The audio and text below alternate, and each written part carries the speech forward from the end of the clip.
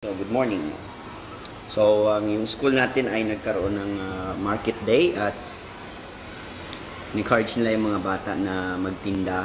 So, they assigned grades 4, 5, and 6 na magtinda, and then grades 1, 2, 3, and of course 4, 5, and 6 bumili ng mga paninda, no?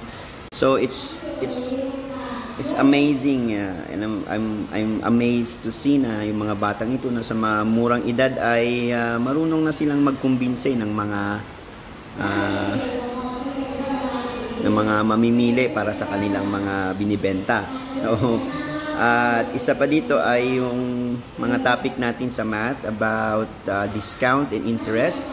So, meron sila ditong mga sarili nilang words na terminologies para sa discount and interest, pero we're able to converse with them in English, and yung nagamit din natin yung topic natin sa math about selling price, discount price, interest, like that, original price.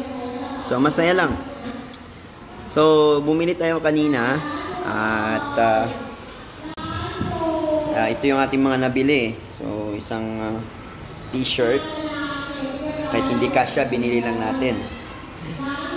Nakakatuwa kasi yung mga bata. So, meron tayong mga keychains, yung mga pangtali sa buhok, no? And ito. So, sabi ng isa nating estudyante kanina, sabi niya, for sure your wife will like that. And then, what did you say a while ago? Say it. I will buy it. Okay. So, kaya binili natin. And then, we have some tissues here. Ano pa? Pantali sa buhok. So, ito yung sinisinghot, no? Parang Vicks Vaporub yung kanyang effect. So, nag-joke tayo kanina sa mga estudyante natin. Sabi ko, I need this dahil kapag maingay sila at masakit yung ulo ko ay gagamitin ko to. So, natawa naman sila. What else? We have here wet tissue, and then yung handkerchiefs. Well, How much?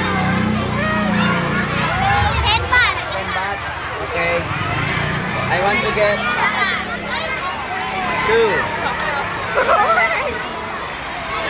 How much is this?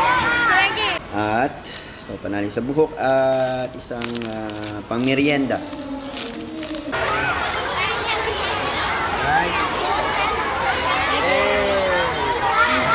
Okay, so all in all, yung budget natin is 200 baht at masaya naman yung mga bata. Right?